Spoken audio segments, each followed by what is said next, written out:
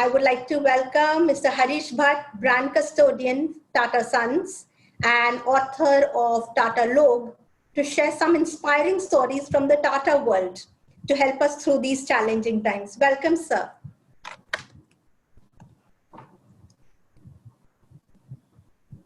Over to you, Harish. Thank you very much. Thank you very much, Shiny. My sincere thanks to AdTech for inviting me to address this first and inaugural session of AdTech Talks. To all of you on the webinar, my name is Harish Bhatt. I am the brand custodian at Tata Sons, which means I manage the Tata brand. I've been working with the Tata Group for the past 33 years. And prior to this role, I used to be the Chief Operating Officer of the jewelry and watches businesses at Titan, and also the Managing Director at Tata Global Beverages, which is now Tata Consumer Products. But the focus of the next 30 minutes that I'm going to deliver this talk on is not business. The focus of these 30 minutes is really going to be about stories that inspire us. I believe that we are going through a very, very challenging phase in our lives. One that we will all come out of for sure. But the current phase of the current COVID-19 situation has created challenges which call for inspiration. And I hope that some of the stories I will narrate to you now from the history of the Tata Group will serve as a small inspiration to each of you who are listening to me. These stories are contained in my book called Tata Log, which I published a few years ago. You can read Tata Log in two ways. It's a log of stories from the Tata book, but as you will see on the screen, it is also all about the people of the Tata Group and therefore Log. Let me start with the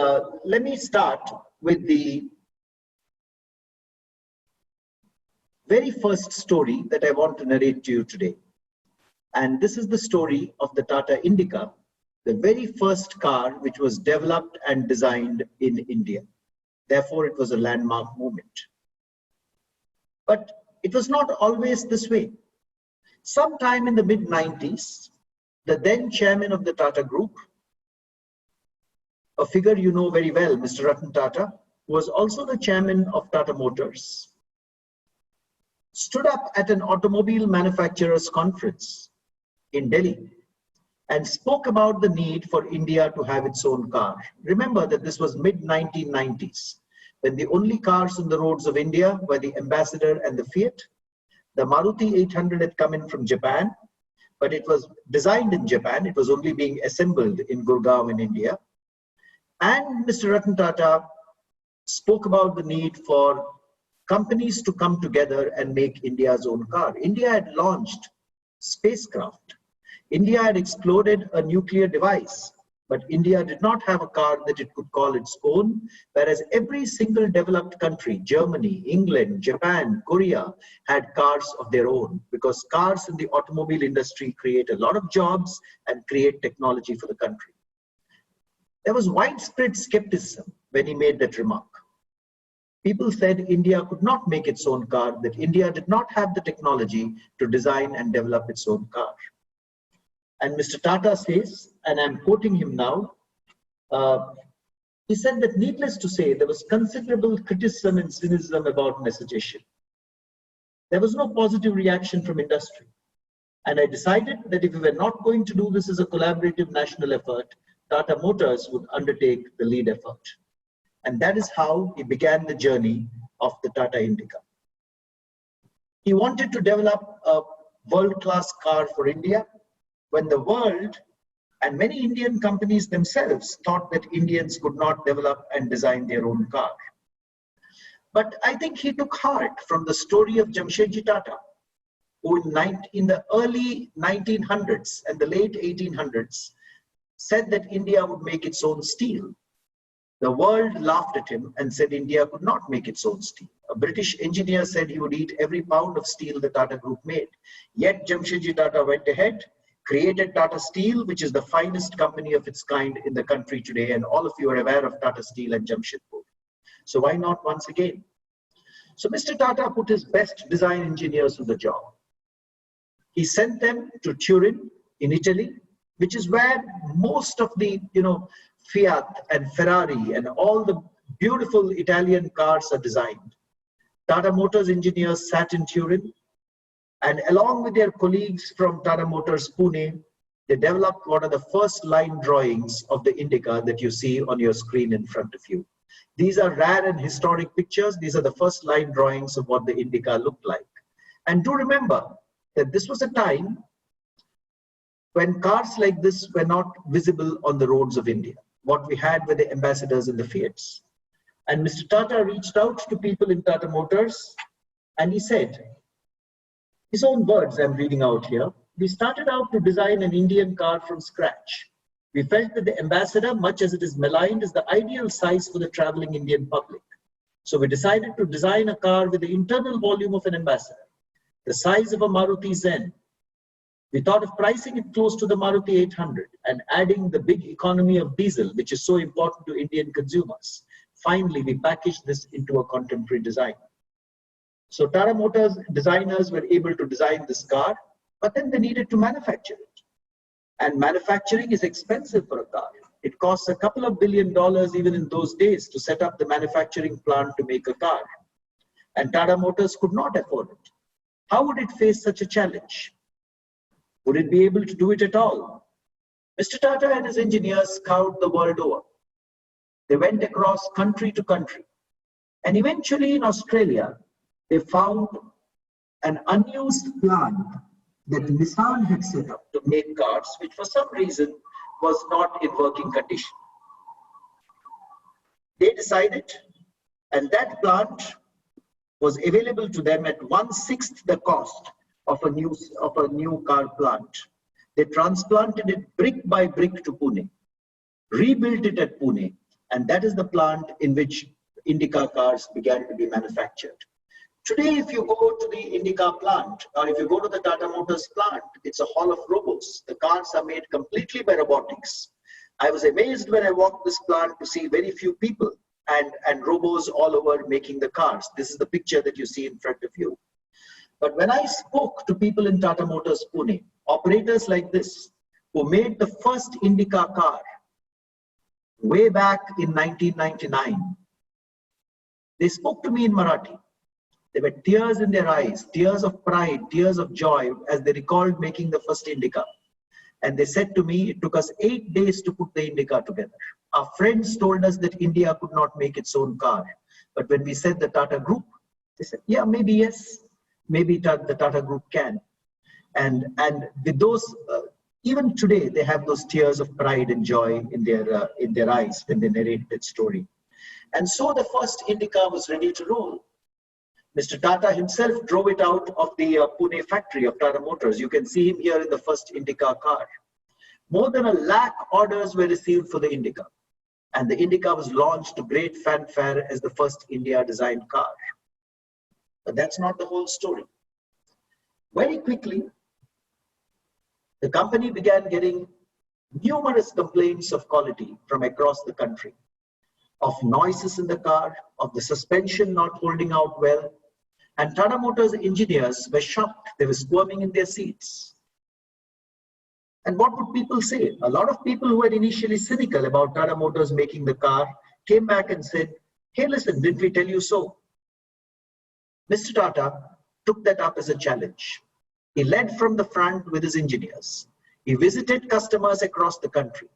He understood exactly what were the problems that were at the head of these issues. And he began addressing them one by one by one. And within a year, each of those engineering problems was licked. And Tata Motors had launched what was called the Tata Indica V2. The Indica V2 was launched with a line, with an advertising, famous advertising line, more car per car, indicating the amount of space that Indian families need in their cars. It sold over 100,000 cars in 18 months. And by 2001, 2002, it was the fastest selling car on the streets of India. Ladies and gentlemen, when you go back to Mr. Tata today and ask, what gave you the courage to make the Indica? this is what he has been quoted as saying. He has actually said, what I had in mind was, can we do something that has never been done before? And he went on to say, I think we were more brave than foolish.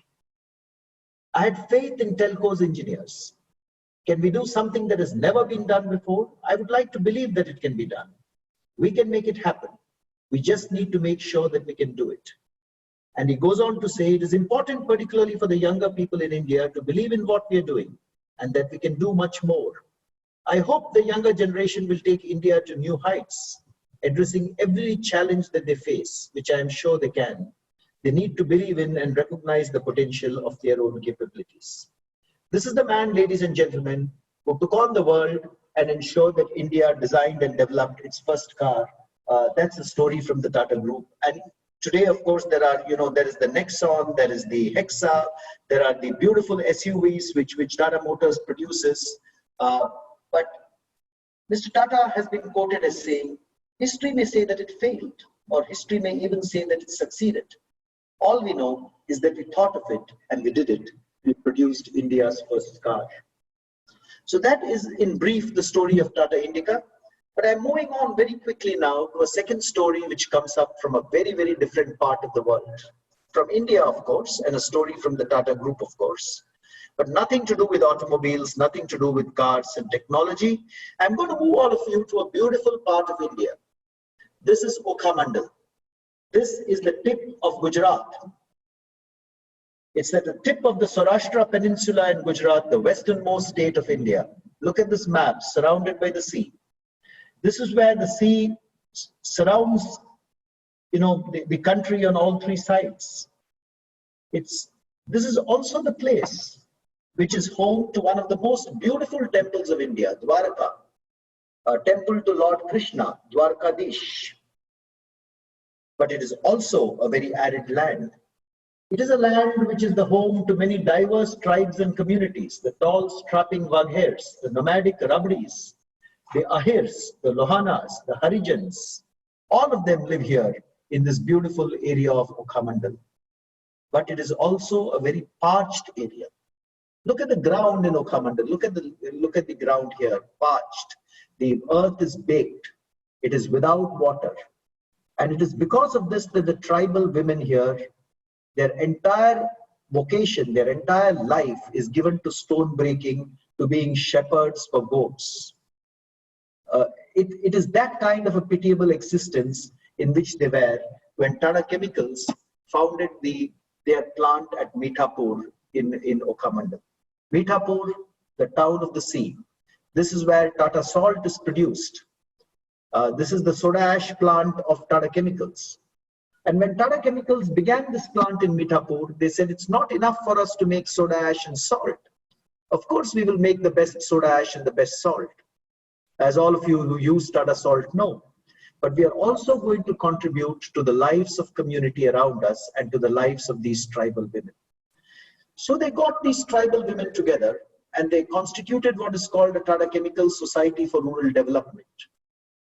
You see here a Rabdi tribal, Rami Ben, and they went to them and said, you make these beautiful designs on the walls of your home. If you look behind this woman, you see the mud-baked wall, and then you see some designs on that wall.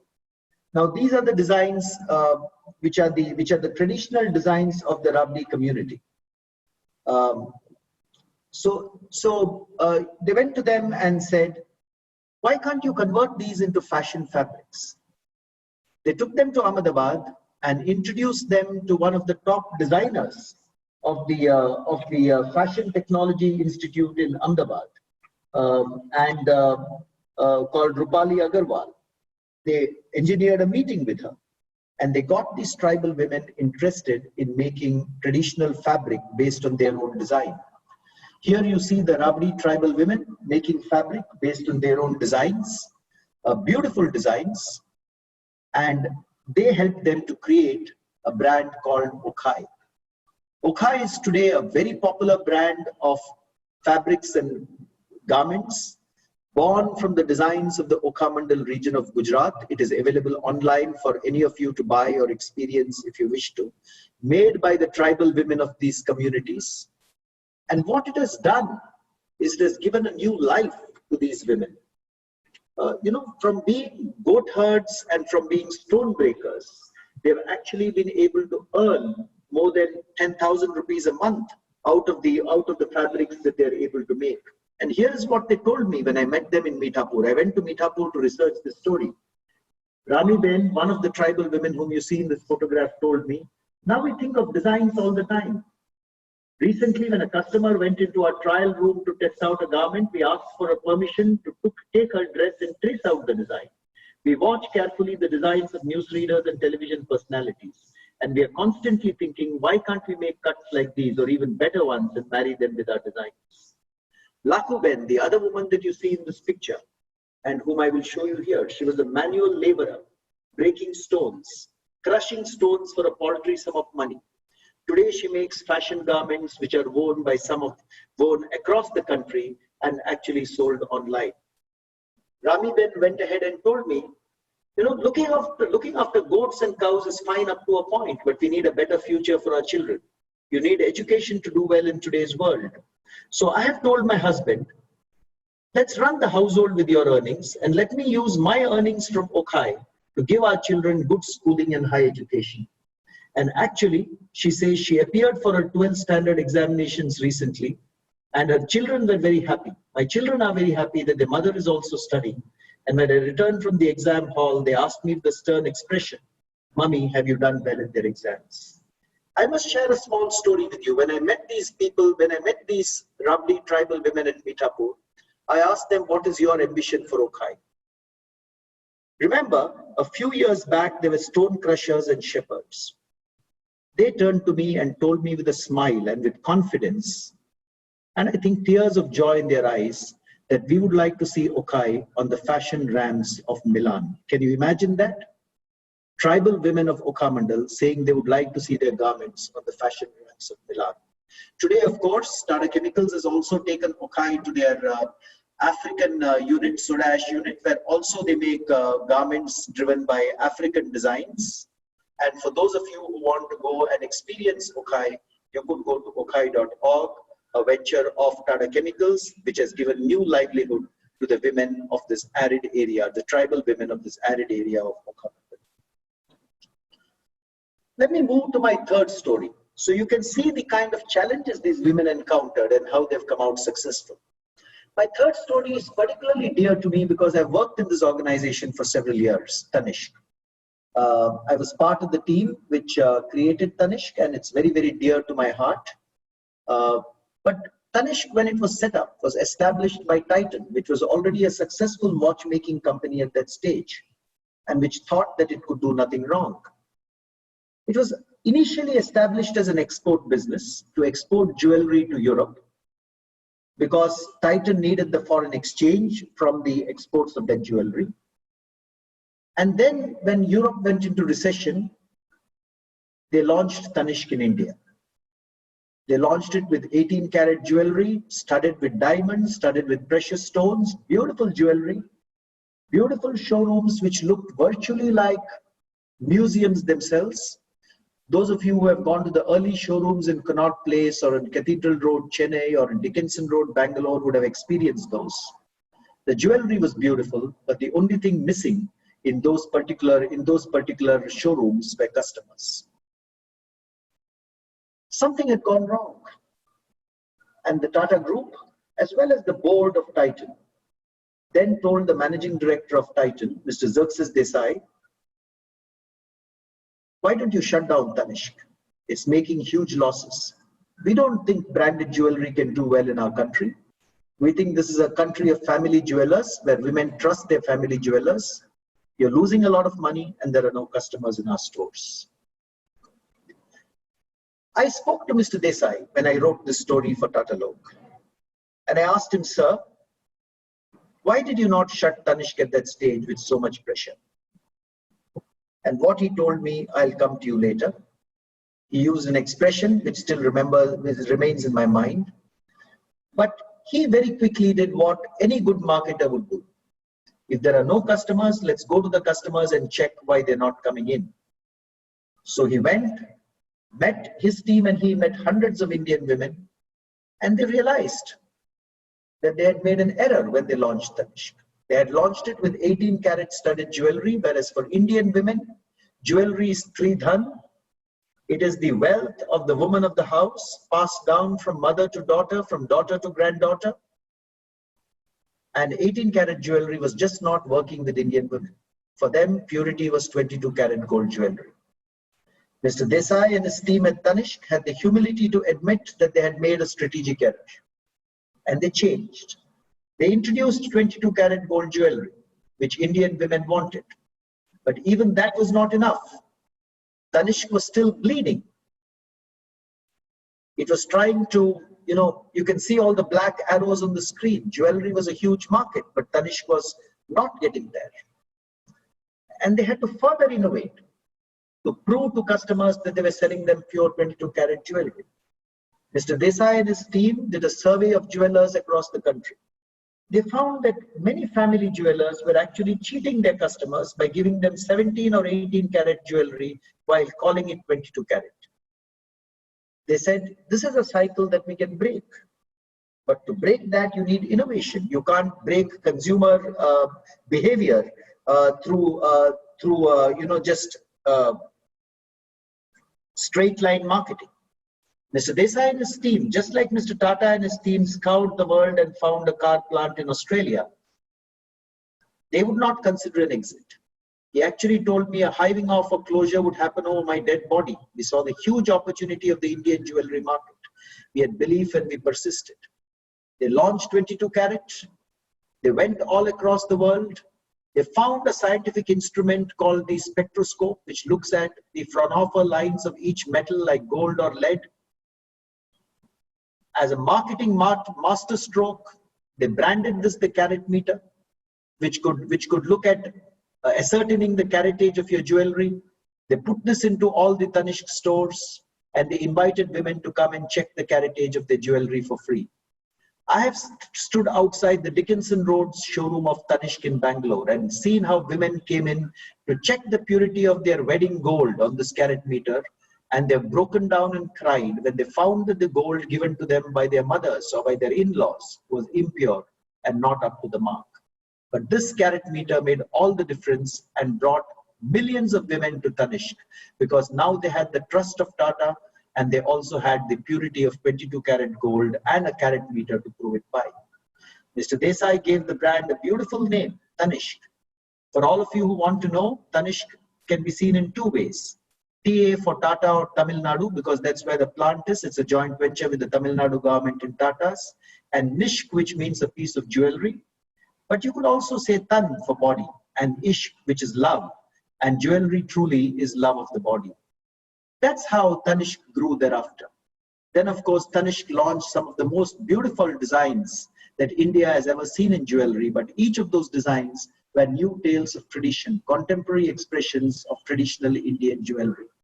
Today, of course, Tanishq is a very successful brand, very profitable brand, close to 20,000 crores in turnover. It's launched some of the most amazing advertisements that we have seen and marketing campaigns. There's a campaign based on women's remarriage, which was iconic. They have other brands as well, like Mia and Zoya. And on the 25th year celebrations of Titan, which I had the pleasure to participate in as a member of the senior leadership team of that company, many people, including directors from Tata Sons, Mr. Ishaq Hussain and other directors, turned to Mr. Xerxes Desai and said, "Sir, you were right and we were wrong. You've created one of the biggest and most successful brands that India has seen, overcoming all those initial challenges that you had, recognizing that there were errors made and quickly correcting those errors." So this is yet another example, ladies and gentlemen, of a story that can inspire all of us. Things can go wrong, but you need to get over the hump, get over the challenges, and prove your mettle, particularly when there's a big market opportunity in front of you. Very quickly, I will conclude my presentation with the story of Eka. It's a story many of you may not have heard. It's a story of a supercomputer created by the Tata Group. You know, many of you may not know this, but until a few years ago, men and women were supposed to be the best at playing chess. Sometime in 1997, IBM created a tall, sleek computer called Deep Blue, a supercomputer, which beat the chess champion, global world chess champion, Garry Kasparov. The power of supercomputers was upon us. Unfortunately, India did not have a supercomputer to call its own, which was fast enough at that stage. And the Tata Group took up that challenge to create a supercomputer of 1,000 teraflops, which could be amongst the top 10 supercomputers in the world. The US was leading, China was wanting to get into supercomputers, Japan was already there, but India did not really have a supercomputer which was that fast. This was a challenge that the Tata Group took on itself. It teamed up with two scientists called Karmakar and Shirlekar, who were scientists who had deep knowledge into supercomputers, and began working on this project. A few months later, one of those scientists quit, Karmakar, but the Tata Group went ahead on its own. They said, let's build it. Let's make this computer of 100 teraflops, which is amongst the top 100 in the world, among the top 10 in the world, sorry. They had a deadline of November 2007 to do this, because in October and November of each year, they put out the rankings across the world of the fastest supercomputers. But to meet this deadline, they had several challenges. The first challenge they had was of cabling. And they licked this challenge by getting cables of different colors to come into the room. The second challenge they had was of cooling. And they decided rather to make the supercomputer square like this, they would make it into a round shape and surround it by a round shape so that the cooling gets much faster. They had the challenge of a lot of other technology which had to come into play. They called it the Eka, which is Sanskrit for one and only supercomputer, one of a kind. Mr. Ramadurai, who was at that time the vice chairman of TCS, had narrated the story to me. Like IBM called its computer the Deep Blue, this is Eka, which means one in Sanskrit, and also symbolic of pride within the country. Even so, as they got towards the end of that period in October, November, they had reached 97 teraflops and not 100 teraflops. They found that they were still behind on certain technical help. They suddenly remembered some Russian scientists. Shirlekar says, I traced down some Russian scientists who could help us with this problem. And I knew something that most Russian scientists have in common. They generally love Charminar cigarettes and Kingfisher beer. And he told them, help me solve this problem, and I'll give you a full crate of Kingfisher beer. They got over that hump as well. Here are the Russian scientists, and I have placed Kingfisher bottles in their hands. And eventually, by the deadline, Eka had been launched. And when the rankings came out later that year, they found that not only was Eka in the top 10, but it was actually ranked as the 4th fastest supercomputer in the world. And that was a very, very proud day for India, because India was not such a technological power at that time to produce the 4th fastest supercomputer in the world. This supercomputer was actually used by ISRO for the launch of Chandrayaan. And the ex-chairman of ISRO has gone on record to say that it was an excellent piece of work which helped ISRO teams to run the models of Chandrayaan launch 4 times a day. And the predictions for the 6-hour predictions took less than 10 minutes for their model, which helped them to launch Chandrayaan well in time. And this was the state-of-art computer which contributed to that. Here is a picture of the Eka. I had the fortune of visiting the place where this supercomputer is based within Pune and seeing it for myself. Now, of course, supercomputers are developed by the government of India and used extensively for many technological functions by the government of India. But this is the story of the fastest supercomputer in that particular year. The 4th fastest supercomputer in the world, the 4th fastest supercomputer in the world in the year of its launch.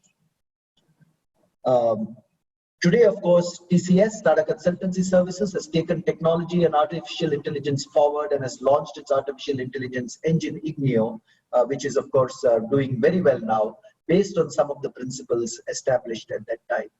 So ladies and gentlemen, I come to the end of my 4 stories. I've taken you through the story of Tata Indica, the first Indian car, the challenges which the Tata Group surpassed at that time, the Rabdi tribal women of Okhamandal, how they surpassed their own challenges to create a fashion brand called Okhai.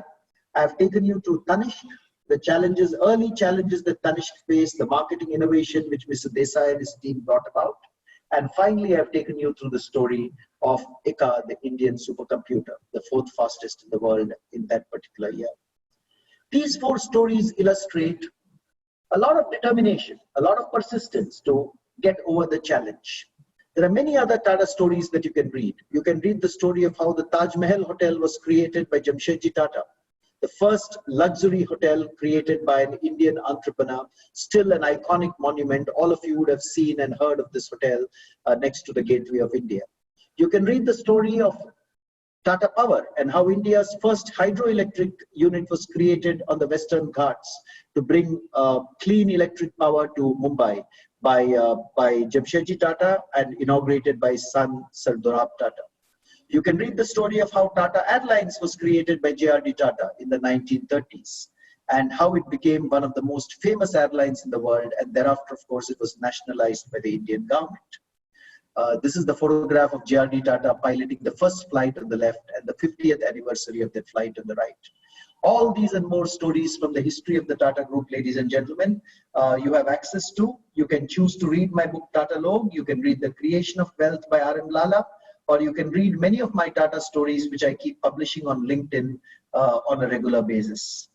Having said that, I want to thank all of you. And even as I end my presentation, recommend a few books to you. I'm a very, very keen reader. So here are a few books that you may want to read during this period of lockdown. Tata Log, my book, which talks about some inspiring stories from the Tata Group. I've loved this book called Misbehaving by Richard Thaler, which talks about human and consumer behavior and how as humans we tend to misbehave, and how whether we buy blankets or wine or eat cashew nuts, how marketers should know what human behavior is like and what human biases are like. I love Ambi Parmeshwaran's book, Nawab Nudes and Noodles, which is a wonderful walk through ages of Indian advertising. You will see Maggie advertising, Tata Tea's Jagore, Fast Track's Muon, advertising from Unilever, advertising from Amul, advertising from Dalda. Beautiful book. The 4th book I am recommending to you is Range by David Epstein, which shows why as marketers we should develop a range of interests across psychology, across art, across literature if we are to become excellent marketers. The 5th book you see here is Decoding the New Consumer Mind by Kit Yarrow, a wonderful walk through the world of new age technology and what it means for us as marketers. The 6th book, Malcolm Gladwell, I read it recently, Talking to Strangers, saying how often we misjudge people and what we should do to understand people much better. The 7th book is the best story I've ever read, and as marketers we need to be wonderful storytellers. This is the most beautiful Indian story I have read, which coaches us in the art of storytelling. Swami and Friends, 5 schoolboys in the little town of Malgudi. And finally, my own book, The Curious Marketer, which talks about the importance of curiosity for marketers. It's got a series of stories and essays which will make you a more curious person at heart. All these books have their Kindle editions available on Amazon if you want to pick them up immediately, or if you want to wait until after the lockdown for your favorite paperback editions. With those few words, ladies and gentlemen, once again, many, many thanks to AdTech for inviting me to deliver this session. I hope you have found these stories inspiring and also informative. Thank you, Jaswant. Thank you, Shaini, for inviting me to deliver this session. Over to you. Thank you so much, sir. This has been such a wonderful and inspiring session. I think the need of the hour is to stay positive, to stay connected, and trust our vision, be true to the brand vision. We actually have lots of people joining in, and we had a few questions from the audience for you. If I could read out just 2 or 3 of them. We have Mr. Rajagopalan Rajappa, who says, considering the current context that we're living in, what is the next indigenous product that Tata is envisaging that offers large-scale work while serving the community at large? Thank you very much for that question. A very good question. The Tata Group continues to invest in many, many areas which are of national importance. Just a few years ago, our greenfield steel plant at Kalinganagar went into production, creating a lot of employment in the state of Orissa. Tata Steel announced a couple of years back about the doubling of capacity of that plant. There are a number of areas, you must have read in the recent past the creation of Tata Consumer Products, which is determined to bring in many, many new nutritious, healthy consumer products into the country. Tata Sampann, in addition to Tata Salt and Tata Tea, Tata Sampann Dals, Tata Sampann Foods, that will once again create a farm supply chain and also create very, very nutritious products for customers. You would, of course, have read about the Tata Group's entry into defense and aerospace for the creation of defense and aerospace equipment. A big cluster located in and around Hyderabad, which again creates a lot of employment for a number of local people as well as skilled people. And of course, we have high-tech companies like Tata Consultancy Services, which is spearheading India's move on the IT and digital front, which once again creates a lot of employment for India. So the Tata Group, in virtually every generation, just like Jamshedji Tata thought of steel or hotels, or JRD Tata thought of aircraft and trucks for the roads of India, or Ratan Tata thought of India's first car. I think in every single generation, the Tata Group looks at what are the businesses for the future. So you will see a number of those exciting businesses coming up in the future as well. These are just a few examples that I wanted to quote to you. Thank you, sir. So one more question from Mr. Jaswant. Says the Tata Group has committed the highest amount of 1,500 crores to fight the coronavirus. Can you share the thinking and the areas where Tata will play a role here?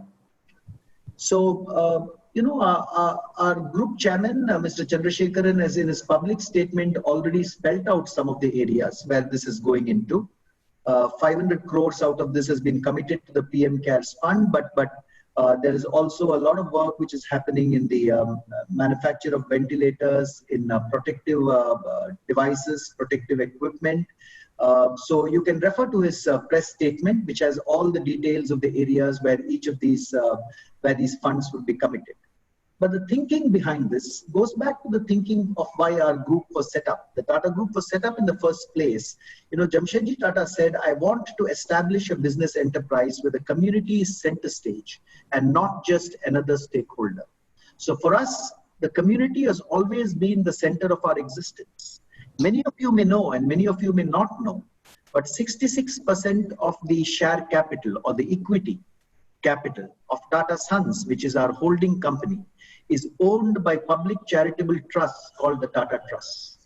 These are the trusts which have established the Tata Memorial Hospital in Mumbai, which is India's finest cancer hospital, the Tata Medical Center in Rajarhat in Calcutta. These are the same trusts which have established NCPA in Mumbai, or the Indian Institute of Science in Bangalore, or the Tata Institute of Fundamental Research, or the Tata Institute of Social Sciences. So in many ways, for us, our commitment to the community and our commitment to the nation has always been one of the key driver for the Tata Group, and this goes back to the philosophy of our founder. And I think the group does its best to live up to that philosophy and pursue that philosophy. Many industrial groups in India have contributed, which we are very proud of. And within the Tata Group, we will always do our best to remain steadfast in our commitment to the community at large. Thank you, sir. Sir, on the last note, we are yet to hear what Mr. Ratan Tata said when you asked him why he did not close down Tanishq at a very difficult time. Okay. So, Mr. Ratan Tata spoke about the Tata Indica, and he said what gave him courage was that, he had a lot of trust in the engineers of telco. He said, I had faith in telco's engineers. And it was his faith in telco's engineers and the 300 odd young engineers which was the starting point for embarking on the voyage of the Indica. And about Tanishq, I spoke to Mr. Xerxes Desai, who was the founder of Tanishq. And he was very clear to me. He said, this is what he said. He said, we saw the huge opportunity in the jewelry market in India. We saw the opportunity to transform this market and move it to a basis of trust. So we had belief and we persisted. And he went on to say that when he was asked to shut down the business, he said, any such shutting off or closure would only happen over my dead body, because the opportunity was huge. We had an opportunity to transform the industry, and we persisted. And I must say that dream has led Tanishq into new vistas today. Many of you you can go on the net and read about this. You know, one of the communities which is very, very involved with the making of jewelry are the jewelry karigars. But they have typically not been treated well over the past. So today, I think Tanishq, on the back of its prosperity, has created Karigar parks where Karigars can come and work in modern work environments, and then their jewelry is bought directly by Tanishq. So when you buy Tanishq jewelry, remember that you're also in some way helping those Karigars, and not just helping those Karigars, but also nurturing jewelry and taking it into a new generation of India for the future. So that's what Mr. Xerxes Desai told me, that he would rather shut it over his dead body than let the opportunity pass by. Thank you so much, sir. It's a beautiful brand, something that is, I think, close to a lot of our hearts, not something we can live without now. Thank you so much. Shaini, before I close, I just want to acknowledge the excellent work done by my colleague, Sri Lakshmi Hariharan. Sri Lakshmi is a young officer from the Tata Administrative Service who helped me put this whole session together. She's somewhere amongst the audience here, but I want to reach out and say thank you, Sri, for all your help. Thank you, Shri. So we have a lot of questions. So is there any way we can connect, if these people can connect with you? Or let's discuss it offline, Shaini. I know that we are running out of time on this session now. You have other panelists coming on. I am also very keen to listen to them. So let's discuss that offline, and let me see what best I can do. Thank you so much, sir. But it was a pleasure addressing all of you. Thank you for your patient hearing, and thank you for those very interesting and relevant questions.